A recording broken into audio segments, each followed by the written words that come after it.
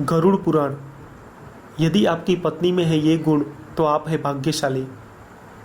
हिंदू धर्मों में पत्नी को पति की अर्धांगिनी कहा जाता है, जिसका अर्थ है पति पत्नी के शरीर का आधा अंग होती है। गरुड़ पुराण में पत्नी के कुछ गुणों के बारे में बताया है। इसके अनुसार जिस व्यक्ति की पत्नी में ये गुण हो उसे स्वयं को देवराज इंद्र यानी भाग्यशाली समझना चाहिए। ये गुण इस प्रकार है। जो पत्नी गृह कार्य में दक्ष है, जो प्रियवादिनी है, जिसके पति ही प्राण है और जो पति परायणा है, वास्तव में वही पत्नी है। गृह कार्य में दक्ष यानी घर संभालने वाली, गृह कार्य यानी घर के काम। जो पत्नी घर के सभी कार्यों जैसे भोजन बनाना, साफ सफाई करना, घर के कपड़े बर्तन आदि साफ करना, बच्चों की जिम्मेदारी ठीक से निभाना, कम संसाधनों में ही गृहस्थी चलाना आदि कार्यों में निपुण होती है, उसे ही गृह कार्य में दक्ष माना जाता है। ये गुण जिस पत्नी में होते हैं वह अपने पति की प्रिय होती है।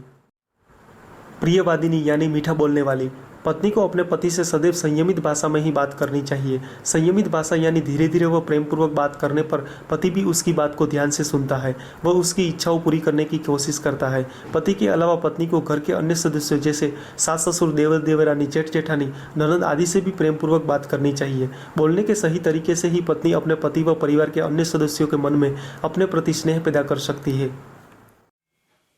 पति परायणा यानी पति की हर बात मानने वाली, जो पत्नी अपने पति को ही सर्वस्व मानती है उसे ही धर्म ग्रंथों में पतिव्रता कहा गया है।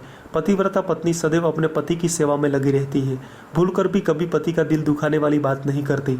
यदि पति को कोई दुख की बात बतानी हो तो भी वह पूर्ण स्वयमित होकर ही कहती है। हर प्रकार से पति को प्रसन्न रखने का प्रयास करती है। पति के अलावा वह कभी किसी अन्य पुरुष के बारे में नहीं सोचती। धर्म ग्रंथों में ऐसी ही पत्नी को पति परायणा कहा गया है। धर्म का पालन करने वाली, एक पत्नी का सबसे पहले यही धर्म होता है कि वह अपने पति व परिवार के हित में सोचे, वह ऐसा कोई काम न करे जिससे पति या परिवार का अहित हो। गरुड़ पुराण के अनुसार जो पत्नी प्रतिदिन स्नान कर पति के लिए सजती संवरती है, कम खाती है, कम बोलती है तथा जो निरंतर अपने धर्म का पालन करती है तथा अपने पति को प्रेम करती है, उसे ही सच्चे अर्थों में पत्नी मानना चाहिए। जिसकी पत्नी में ये सभी गुण हो उसे स्वयं को देवराज इंद्र ही समझना चाहिए।